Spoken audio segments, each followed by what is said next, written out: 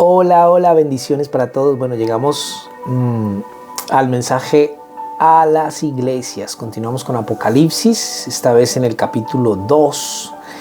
Y estos son 7 mensajes a 7 iglesias. Es la primera unidad de 7 que nos vamos a encontrar en el libro. Pero en la medida en la que vamos avanzando, vamos a encontrar los 7 sellos, las 7 trompetas, las 7 copas. Entonces es muy interesante sumergirnos en el estudio de esta preciosa profecía. En cuanto al contenido del mensaje a las iglesias, tiene que ver con las cosas que son. Recordemos que en el capítulo 1, verso 19, el Señor Jesús le dijo a Juan: escribe las cosas que has visto y las que son y las que han de ser después de estas. Entonces, estos mensajes tienen que ver con las cosas que son, que estaban sucediendo en ese momento en las iglesias. Es cierto que muchos tienen prisa por ir a las cosas que serán después de estas, pero es muy importante que nosotros miremos estos mensajes y hagamos una autoevaluación de nuestra propia vida con cada uno de estos mensajes para saber cómo estamos delante de Dios, cómo está nuestra vida espiritual, nuestra relación con Dios, si estamos bien, si estamos mal, en qué estamos acertando, en qué estamos errando, qué tenemos que mejorar. Eso sería muy bueno. Y cuando estudiamos estos mensajes vamos a encontrar un esquema general. Primero, un saludo que es escribe al ángel de la iglesia en una descripción de nuestro Señor Jesucristo glorificado. También vamos a encontrar un encabezado que comienza con las palabras: yo conozco tus obras, que es donde el Señor procede a elogiar o alabar a la iglesia por las cosas buenas que están pasando en ella, salvo en el caso de la Odisea, porque ahí no hay nada bueno que alabar. También hay una crítica que el Señor hace, que comienza con las palabras: pero tengo contra ti, salvo en el caso de Esmirna y Filadelfia, las cuales el Señor no les hace esta crítica. También hay una advertencia, una seria advertencia. Allí vamos a encontrarlo en este esquema general. Una exhortación: al que tiene oído, oiga lo que el Espíritu dice. Y finalmente una promesa: al que venciere, yo le daré. Aunque el mensaje ha sido enviado al ángel de la iglesia en Éfeso, en este caso, es cierto que el mensaje es en general para toda la iglesia. Eso es importante tenerlo en cuenta. Y el remitente de este mensaje es nuestro Señor Jesucristo, que es descrito aquí en el capítulo 2, versículo 1, como el que tiene las 7 estrellas en su diestra, el que anda en medio de los 7 candeleros de oro. Eso es muy importante que lo tengamos en cuenta. Y entender algo, que el Señor empieza el juicio por su propia casa. El Señor empieza el juicio por las iglesias antes de proceder a juzgar este mundo. Y es muy importante el veredicto que el Señor tenga de la iglesia.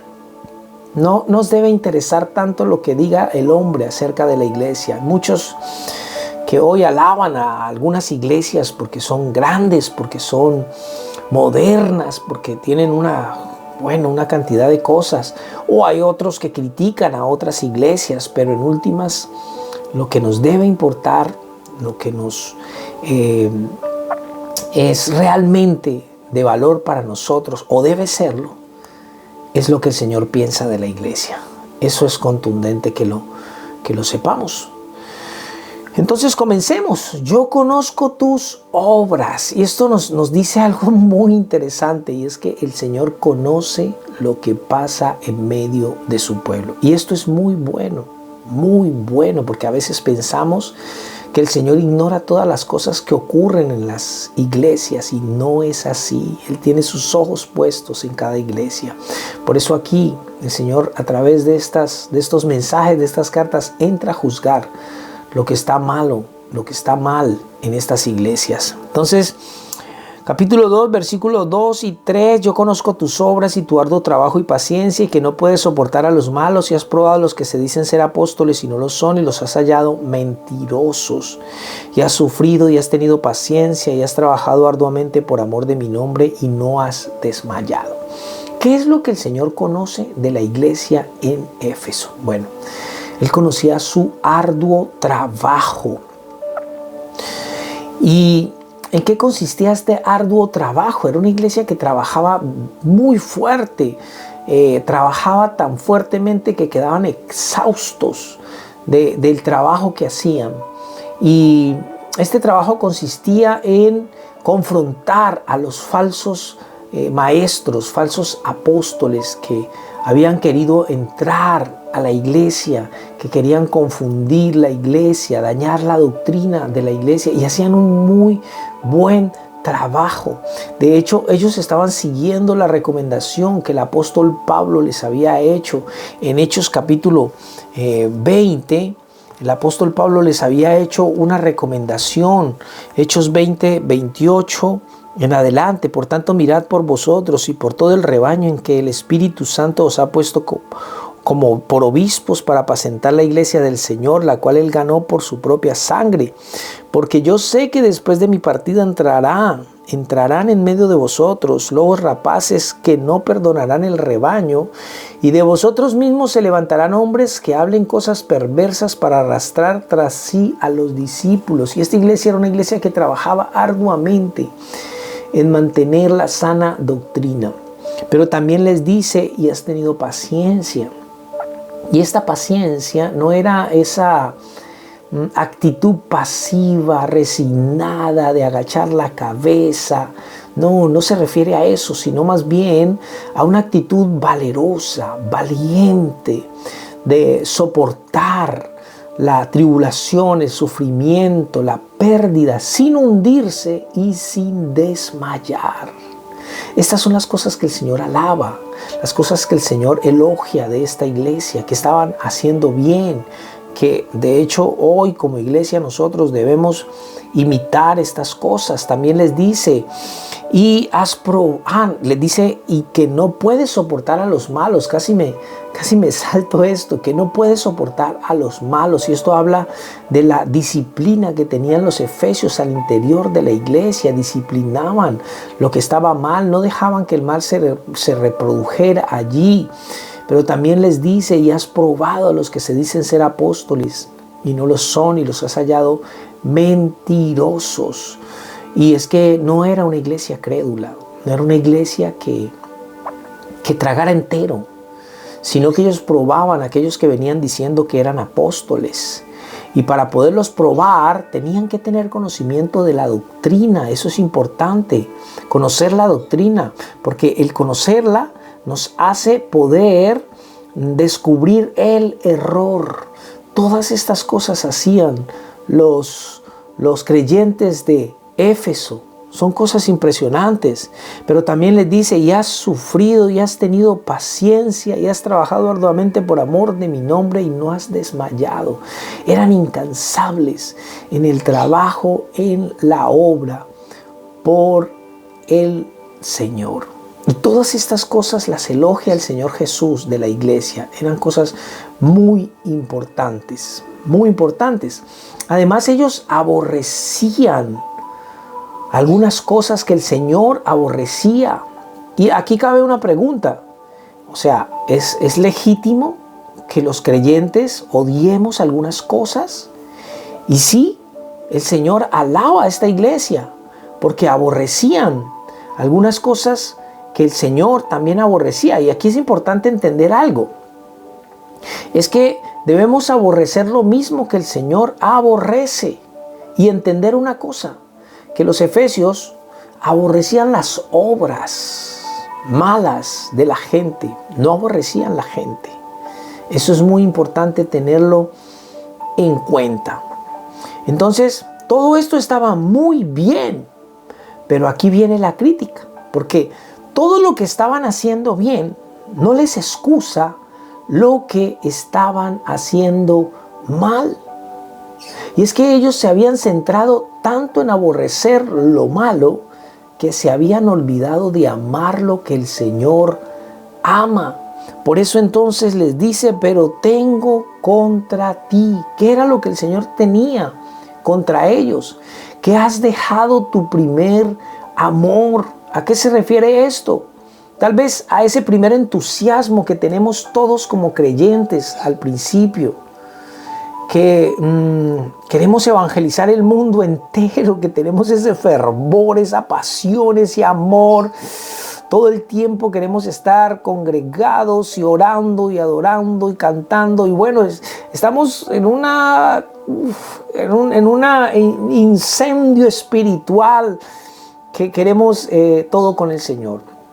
Tal vez haga referencia a esto, pero sobre todo es algo que el Señor Jesús en cierta ocasión respondió a los fariseos cuando le preguntaron, ¿cuál es el primer mandamiento?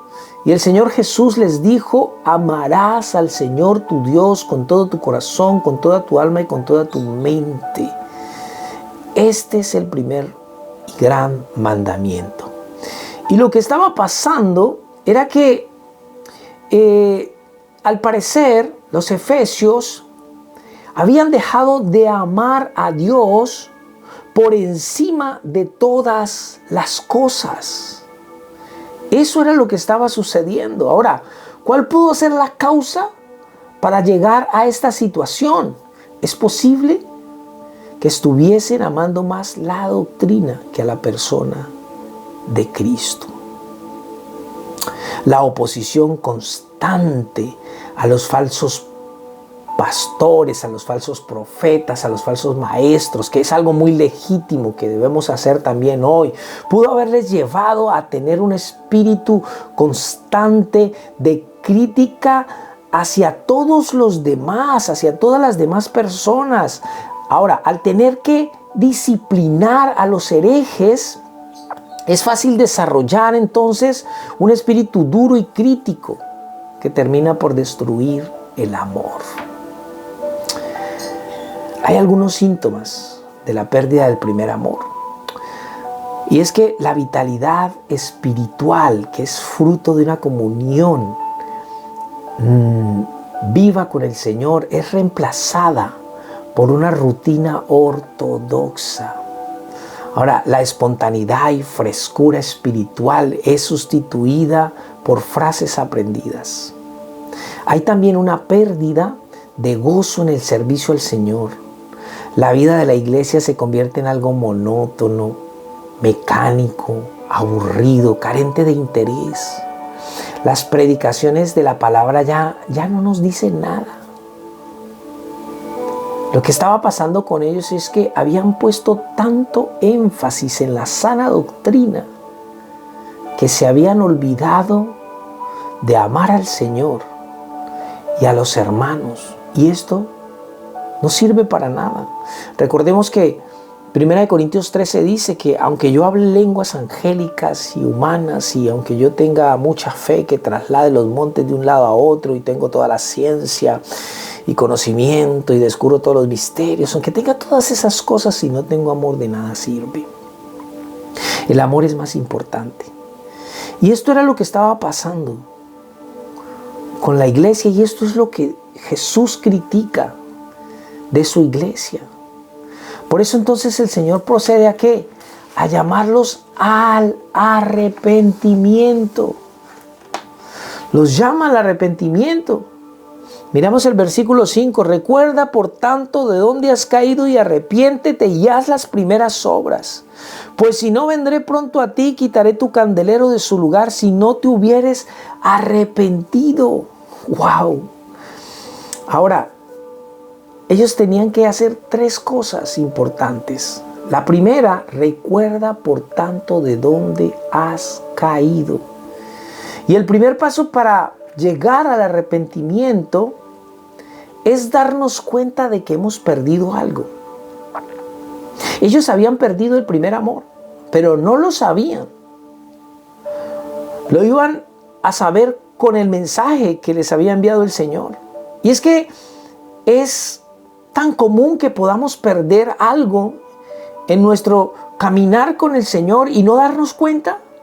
O sea, estar trabajando arduamente en el ministerio, activos en la obra del Señor, trabajando constantemente, y perder algo y no saberlo.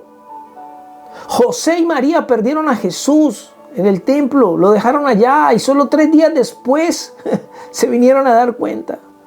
Y aquí, ¿sabes qué? Aquí sería bueno preguntarnos, ¿he perdido algo en todos estos años de caminar con el Señor? ¿He perdido algo?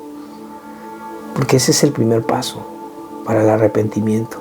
Lo segundo era arrepiéntete, y esto implica cortar rotundamente con el mal, con aquello que estamos haciendo mal, con el pecado. Eso implica esto. Pero tercero, haz las primeras obras. Ellos debían cambiar. Y escucha, un arrepentimiento que no nos conduce a un cambio de vida no es auténtico. No es auténtico. Entonces, el Señor les dice algo. Pero si no lo hacían genuinamente, si no se arrepentían genuinamente, Él les dice, pues si no, vendré pronto a ti y quitaré tu candelero de su lugar, si no te hubieres arrepentido. Esto es serio. ¿Qué significa? Que iba a quitar el Señor el candelero de su lugar, que ya no iban a hacer más iglesia. Tal vez el aviso, el letrero allí de iglesia iba a continuar estando ahí.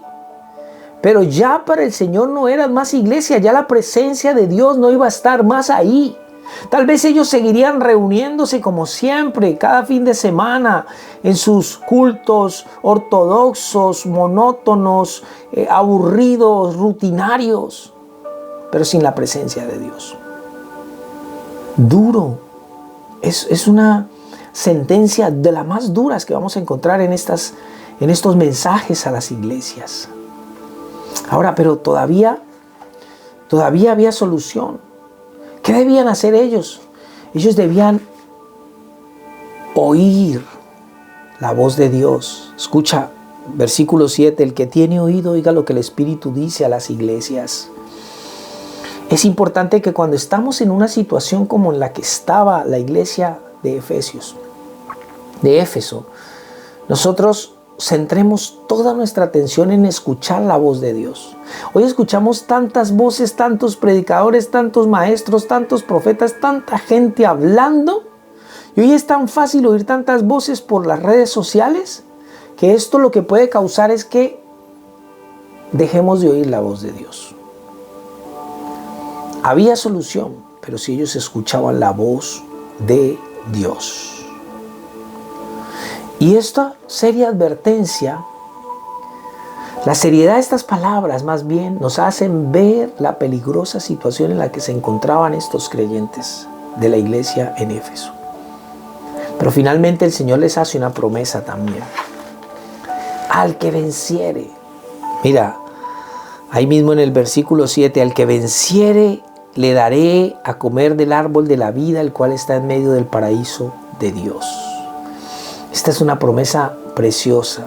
Y nos remonta a Génesis 2:9, donde nos habla de que el Señor había hecho toda clase de árboles deliciosos y también el árbol de la vida y el árbol del conocimiento del bien y del mal, del cual Adán y Eva habían comido. Y por causa de haber comido este árbol y haber caído en pecado, entonces el Señor los saca de Edén y no les permite comer del árbol de la vida, porque si lo hubiese hecho, si se los hubiese permitido, hubieran perpetuado para siempre el pecado y la maldad. Por eso los saca de Edén y pone una espada encendida ahí que se revolvía, se movía de un lado a otro para impedir que volvieran, que pudiesen regresar y comer de este árbol. Pero ahora Él hace una invitación, no a todos, a comer de este árbol. ¿Para quién es la invitación? Para los que vencen, al que venciere. ¿Qué es lo que tenemos que vencer? El pecado. Es el pecado el que tenemos que vencer. Y no lo vencemos en nuestras fuerzas, no lo vencemos nosotros. Primera de Juan, capítulo 5, versículo 5. ¿Quién es el que vence al mundo sino el que cree que Jesús es el Hijo de Dios? Lo vencemos por nuestra fe en el Señor Jesucristo. Así que, mis amados, tomemos cada una de estas palabras, de este mensaje a la iglesia de Éfeso y evaluemos nuestra propia vida para saber cómo estamos delante del Señor. Un abrazo fuerte.